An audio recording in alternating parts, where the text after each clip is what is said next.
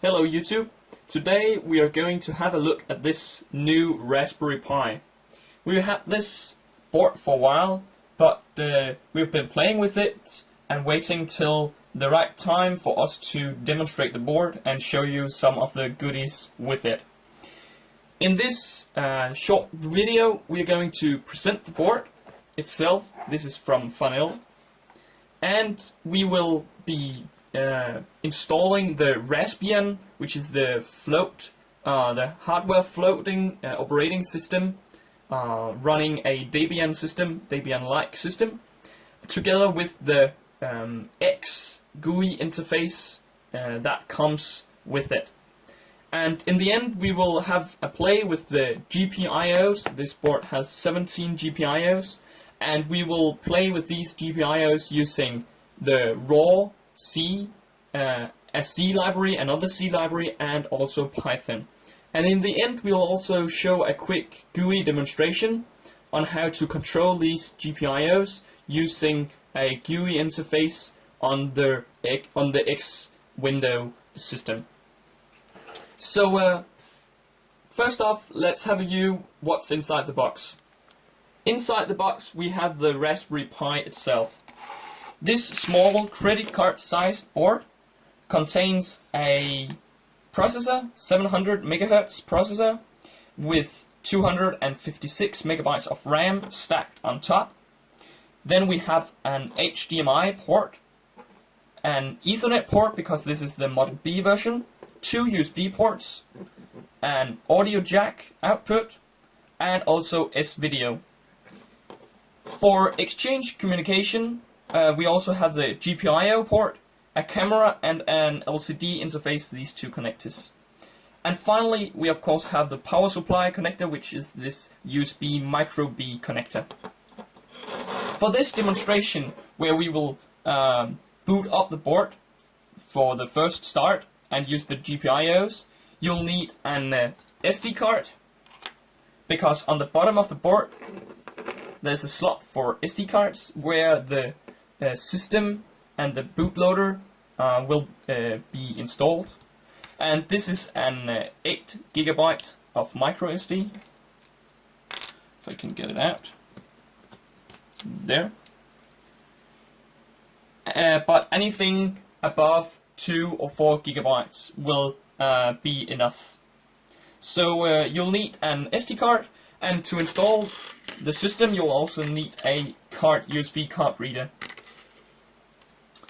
So let's head over to the computer. First plug this into the computer, and then let's head over to that to download and install the Raspbian image. Here at the computer, I've entered the RPi.GPIO homepage, where I will go to Downloads, and on the download page I will find the Raspbian Wheezy zip file, which contains the image for this distribution. So by clicking on this zip file, I'll be directed over to this distribution homepage, where I can select a mirror and download the file. So when this has been downloaded, it is a 445 megabyte package. I go into my folder where I have this zip file, the 816, which is the latest one.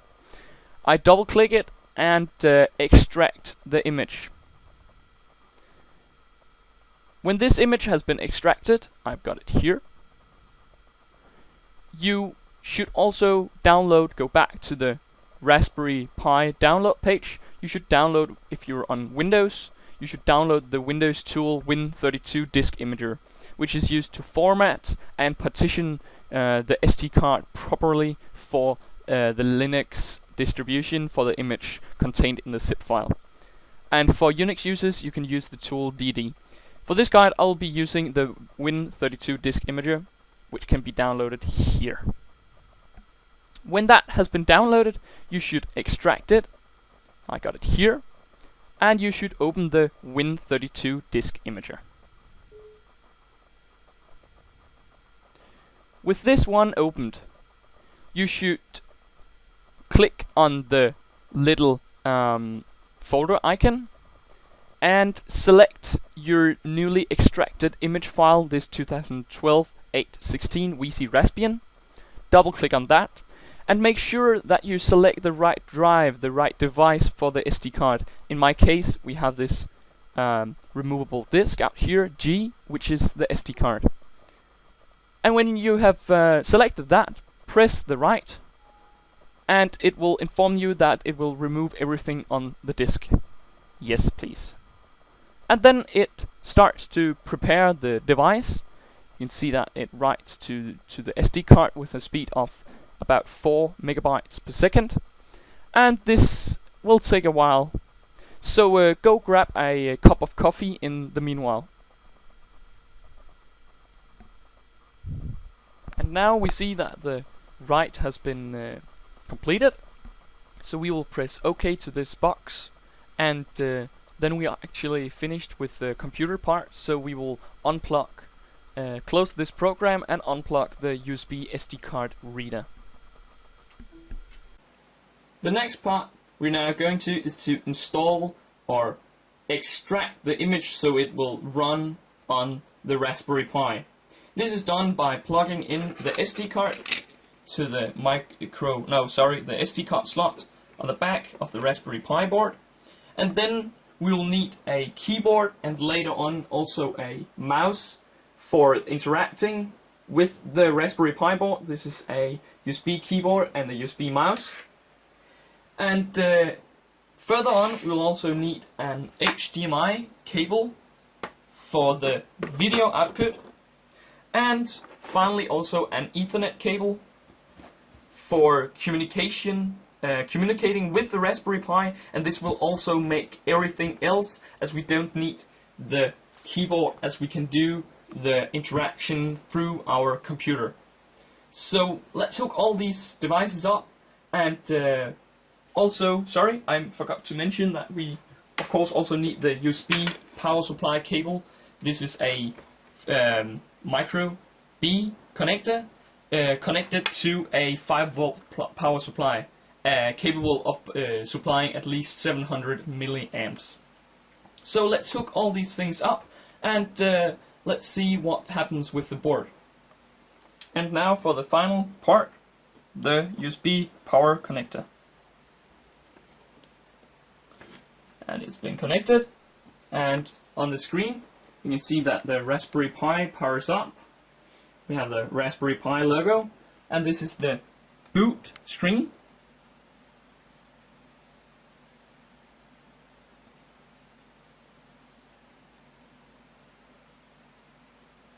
And this is the first initial boot, so we will soon be we'll soon see an initial screen where we can actually select.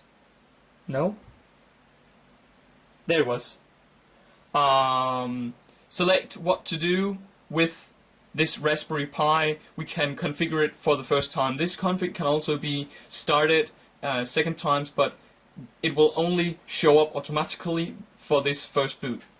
So we go down to this expand root file system, as we would like to be able to use the whole 8 GB of this card. So we press enter on that, and it resizes the root partition, so we can now use the full file system on the next reboot. And that's actually it. We can also change the password or keyboard, but I'll leave it as it is. And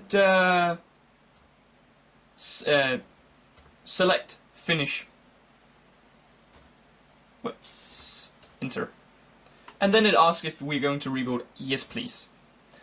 So now the board is going to reboot, and it takes a while, but compared to normal computer, this is nothing. It takes like 30 seconds to boot, and another 30 seconds to get into the X Windows system if necessary. But the great thing about the Raspberry Pi, you can see also the LEDs indicating power and the Ethernet. But the great thing about the Raspberry Pi is that it isn't standard X enabled. You can do so in this configuration menu, but the great thing is that it just boots into the terminal, and then you can start the X window if necessary afterwards. And here we see the resizing part, because the resizing on an 8 GB takes a while, because it has to partition all the other and then expand the root partition itself. So the other was only a setting which sets the resize initiation.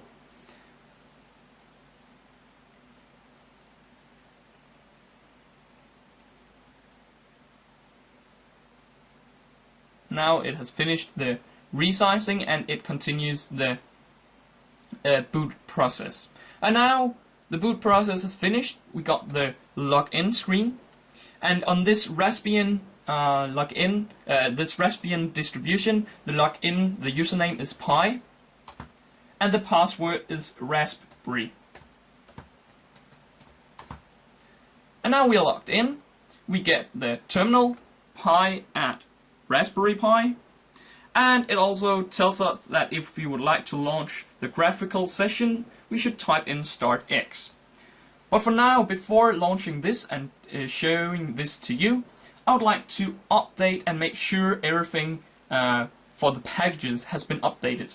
So I write sudo for the root access, and then I use apt-get, and then I write update. And this might take a while because it updates all the packages. Not the packages itself, but the library of packages, so to say. It has now finished the update of the package list, so we can do a sudo apt-get upgrade.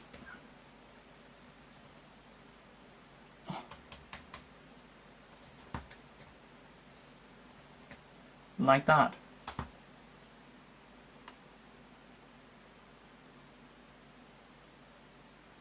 And then it checks what needs to be upgraded according to the new library list, and it says that it needs to get 132 megabytes of archives, and 1.8 megabytes will be freed on the SD card. So yes, we would like to do this upgrade, and this might take a while.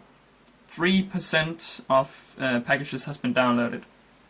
So go grab another cup of coffee. Finally, after about 10-15 minutes of downloading and updating, it has installed the updates, and we are now ready to reboot the device for to continue with our progress. So now let's write sudo for the root access again, and then shut down /r for reboot, and it should be done now.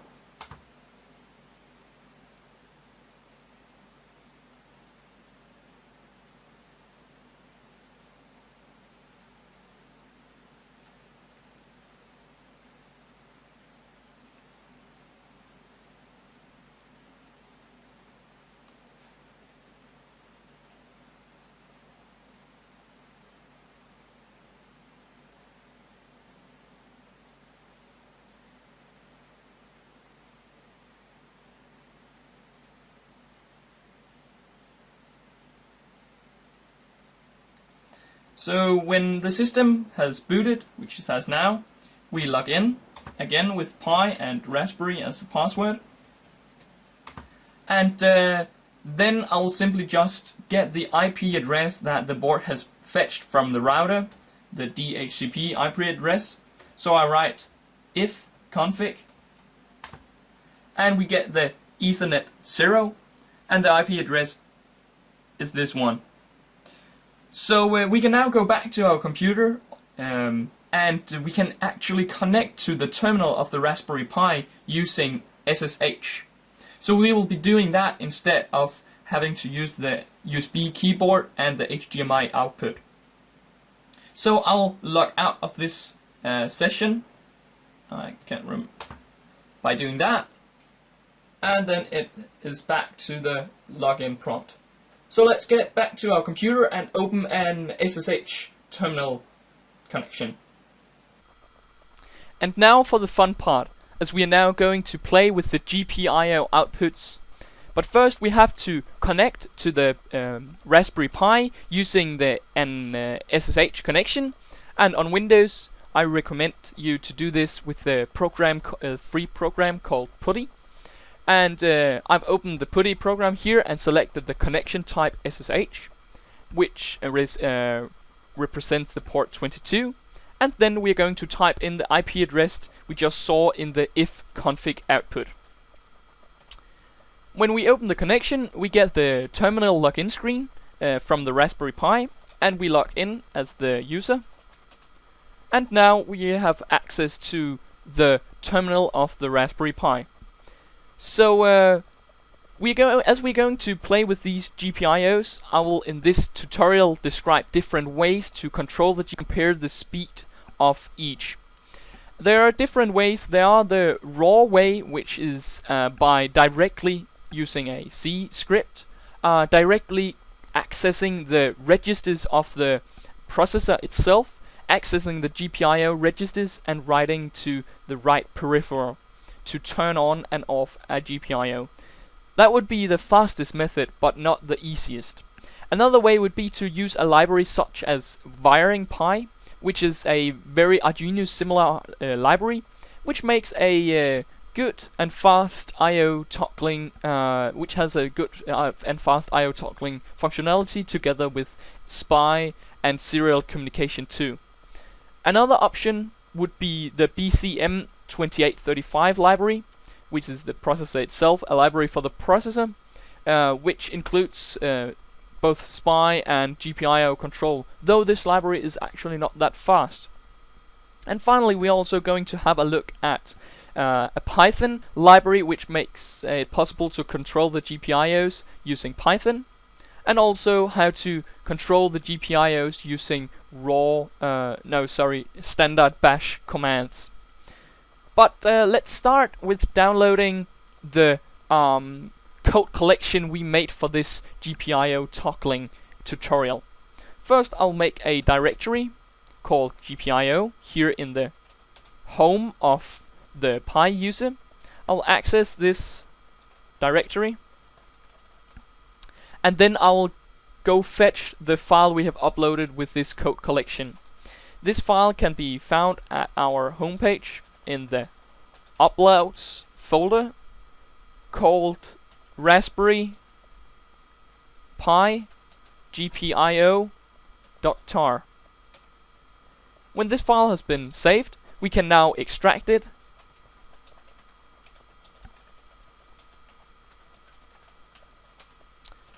And we now see the different files. We have the code, the C code file for the raw test, accessing the registers. We have for the wiringPi library and for the BCM library, and we have a Python script. And then we also have a GUI Python, which I'll end this tutorial with showing and demonstrating to you. But to use these codes, to be able to compile them, well, the codes with which uses libraries, we have to install these libraries.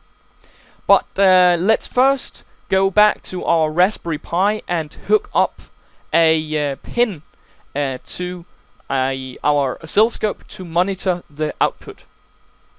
Here at the Pi, we will now hook up this oscilloscope probe from our Rigel DS1052 oscilloscope to one of the output pins.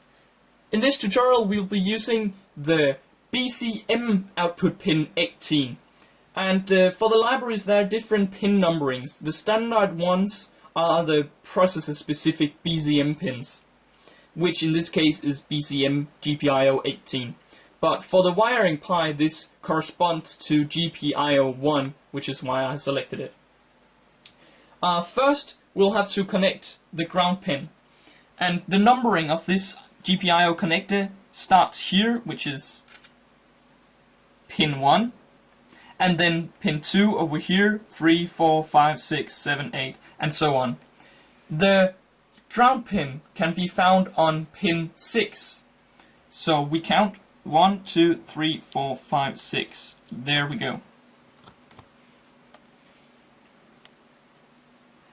And then we connect the output pin, which can be found on the connector pin 12. So we count again: 6, 7, 8, 9, 10, 11, 12. And plug it in there.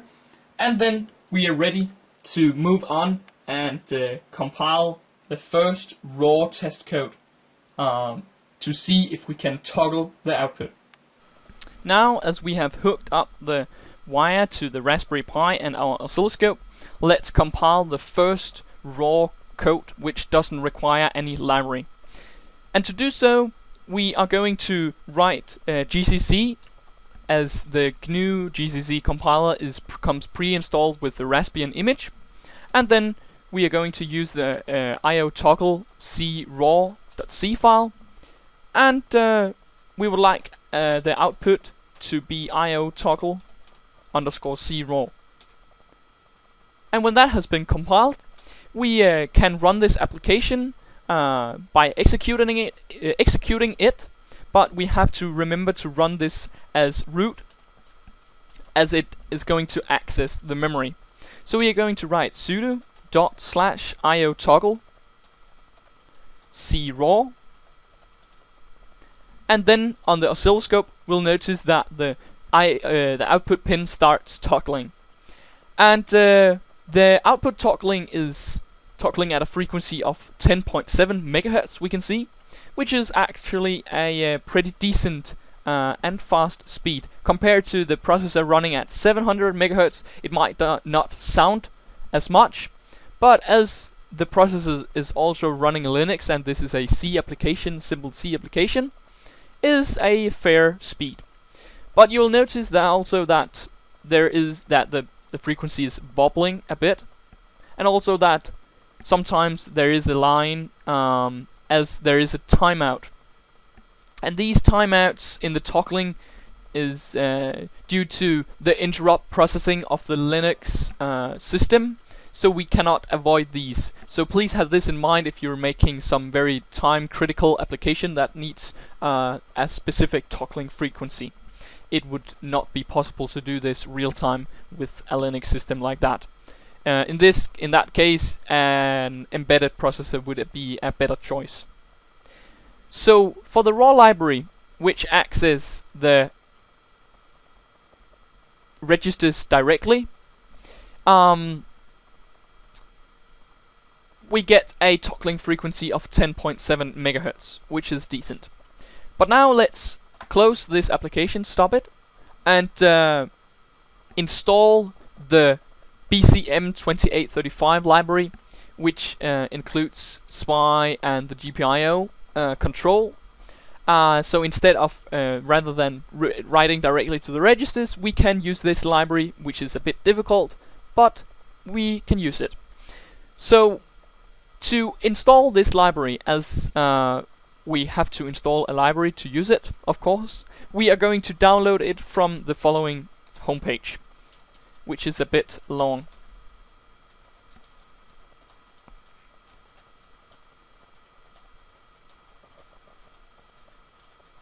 And the version is 1.8, and when we have fetched that, we can extract it into a new directory,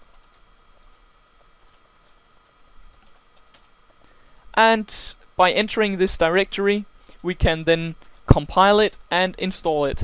So first we make a configure make, as we're going to make the make file for our system, and when that has been done, we can then compile the project, and we do this in root, and we also do a check to make sure that it can be compiled successfully. And when it has been compiled, we install it into our Raspberry Pi by making a make install. And that's it. Now we have installed the BCM2835 library. So we go back to our folder with the C file, and then we compile this by making the same GCC command as before,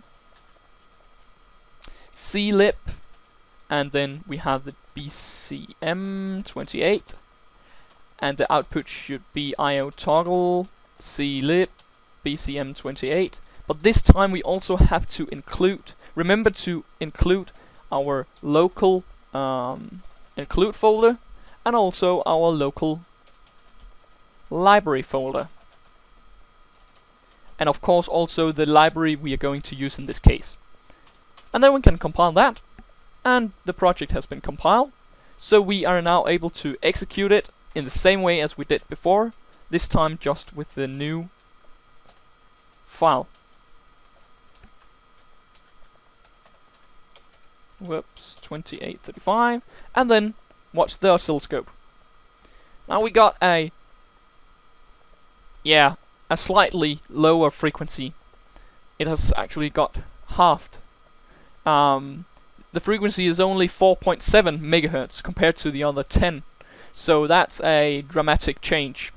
And we still have the wobbling and the interrupts, but yet again it is easier to use this library compared to the raw code, as writing to the registers is a bit difficult.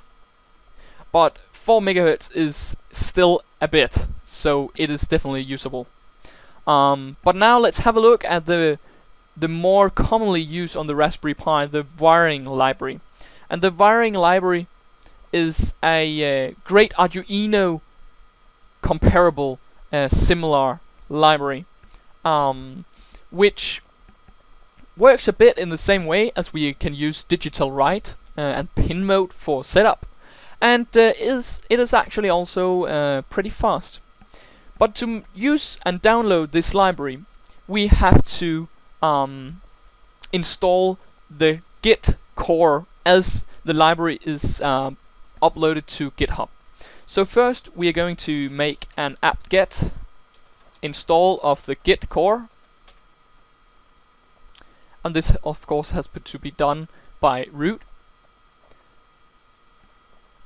And when that has been installed, we are now going to clone the wiringPi library, GitHub library, into our local folder. So we do this by writing git clone, and then the address, which is a bit long, it's git/git.drogan.net/wiringPi. And when we have cloned this into the folder, we can enter the folder where we'll see 3 folders: examples, GPIO, and wiringPi. In this case, we'll be using the wiringPi folder as it contains the library itself. So we are going to do a make to compile the library.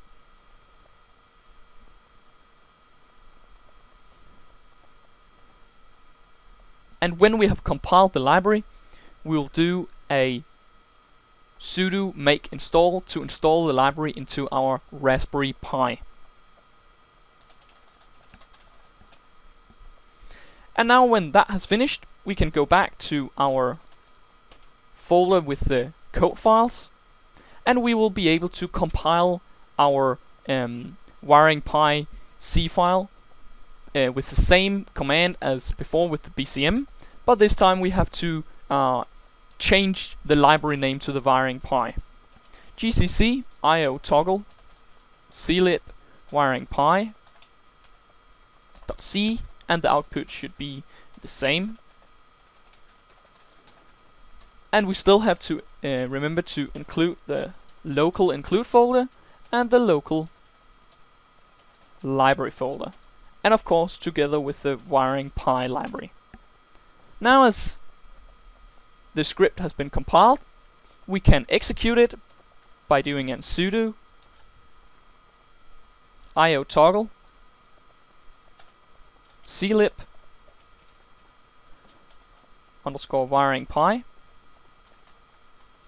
and then notice the oscilloscope, where we have a slightly higher frequency compared to the BCM output.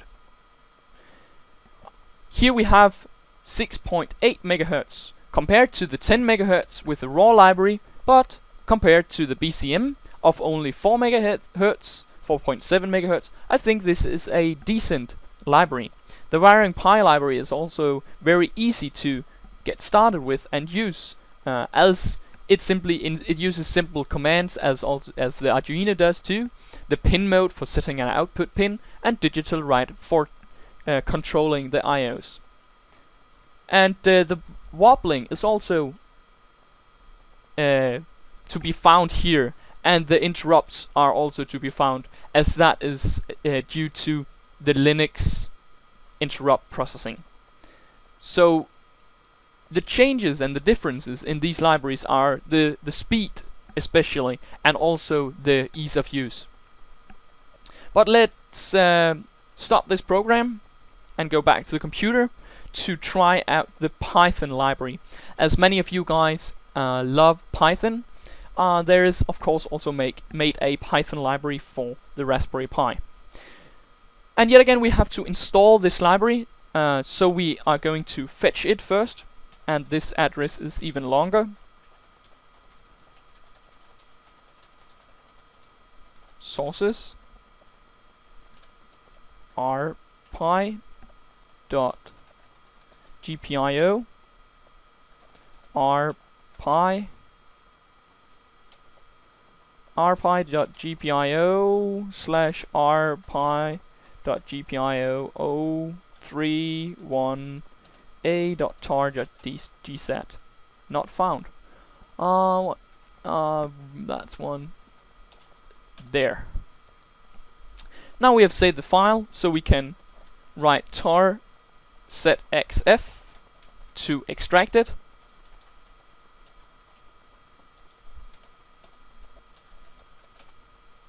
And we can enter the folder where we will find the library itself. And then we should install this. But to install these, we have to install libraries, we have to install another package. As Raspbian comes with Python installed, you can execute Python scripts, but you can't install Python libraries, as it doesn't comes pre-installed with the Python dev package. So we have to install this using apt-get python dev as developer, and this will take a while. You can see that it needs to get 28 megabytes. So go grab another cup of coffee. Now this has been installed too, so we can continue with the installation of this RPi.GPIO library. And to do so, we write sudo python setup pi install. And this will install the RPi.GPIO library.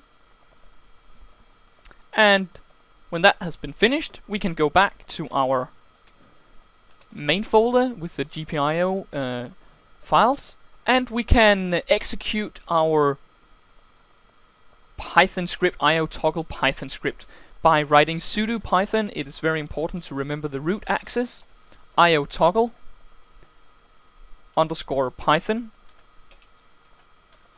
.py. And here on the oscilloscope, we notice a very low frequency compared to the other twos. Here we only got 49 kilohertz compared to the megahertz scale.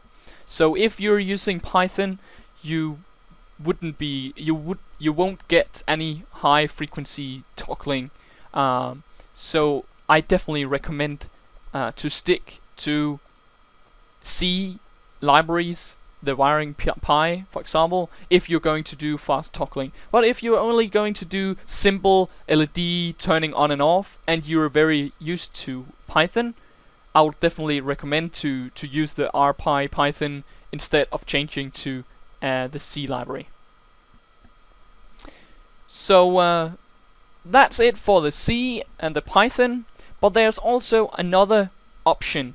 Now I stop the program, and the last option would be to use bash commands, terminal commands.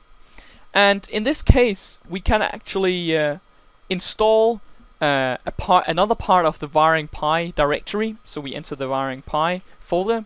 In here we have the GPIO folder. And this folder contains the GPIO test bash terminal commands. So we enter this GPIO folder and do the same, a make, and then also a sudo make install to install this library. Sudo make install. And now that this has been installed, we can use the simple command GPIO, and you can see we have the usage table. First we have to select a mode, so we write GPIO mode, and then we write pin 1 as an output. Sorry, out. Like that. And then, as it has been set to an out, we can now control it using GPIO write pin 1 and then 1 for high, as you can see on the oscilloscope, and 0 for low. So now you have actually full GPIO control using simple terminal commands. Alright, that's it for the terminal. Now let's try and boot up the Raspberry Pi for the first time in the Windows System X mode. Here at the HDMI output of the Raspberry Pi, we now have the login screen. So we will log into the Raspberry Pi. But this time we will start the graphical environment, which is also says we are able to do by writing start X. And this will load up the graphical user environment, where we have our mouse, and we can move around and see some of the pre-installed tools. We have Scratch programming environment, LX Terminal, and Midori. And we also have LeafPad, which is the graphical editor. But we'll go into LX Terminal to start our GUI Python script. So we will enter our GPIO folder, and in here we'll start the RPi GUI GPIO Python script. And yet again we have to remember the sudo for the root access, Python RPi GUI GPIO.py. And when this loads up, we have this simple interface with a button, two buttons, light my LED, quit, and also a label in the middle, which will indicate if a high is put into GPIO pin 17, which I will not test in this case. But when we press this, I press it now, you see that the output turns on for 5 seconds in this case, and then turns off again. The same happens with the button. I press it, it turns, it stays clicked for 5 seconds, and then goes out. So here we have combined the GPIO Python library with a simple GUI interface made with tkinter. So that's it for now for this tutorial. I hope you enjoyed the video and found it useful for your own projects using the GPIO port on the Raspberry Pi. For now, there's just to shut down the Raspberry Pi and say goodbye.